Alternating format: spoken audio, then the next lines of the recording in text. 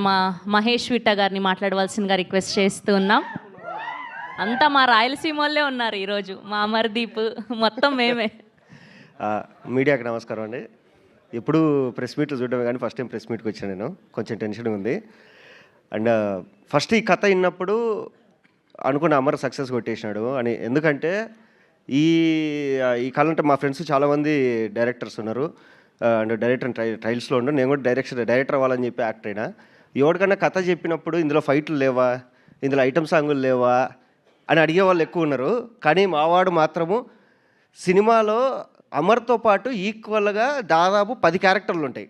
మొత్తం screen space అంటే cinema మొత్తం నా చుట్టూనే తిరగాలి, నేనే స్క్రీన్లో ఎక్కువ కనపడాలి అనేది కాకుండా మంచి కథ కావాలి.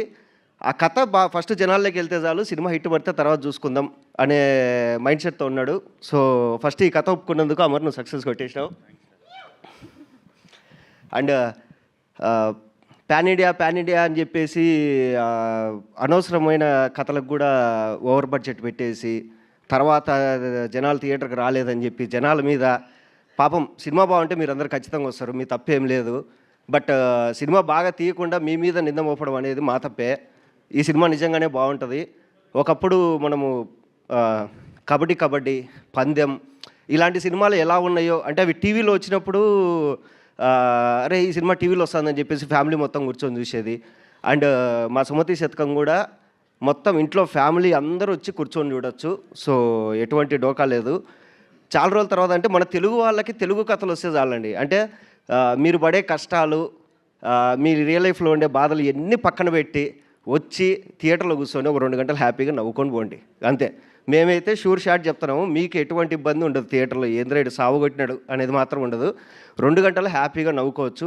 అదైతే మా నాయుడు పక్కా ప్లాన్ చేసినాడు. సో ఇది పక్కా తెలుగు సినిమా.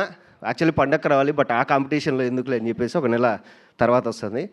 అండ్ సుమతి శతకం టీం అందరికీ, అంటే ఆ టీంలో నేను కూడా ఉన్నా, మా అందరికీ మీ సైడ్ నుంచి సపోర్ట్ వస్తుందని ఖచ్చితంగా కోరుకుంటున్నాను. థ్యాంక్ యూ మహేష్ గారు, thank you so much. And ఇప్పుడు మా అమర్దీప్ గారి నాన్నగారిని మాట్లాడవలసిందిగా రిక్వెస్ట్ చేస్తాను. షేర్ చేయండి, లైక్ చేయండి, సబ్స్క్రైబ్ చేయండి. మరిన్ని వీడియోల కోసం బెల్ సింబల్పై క్లిక్ చేయండి.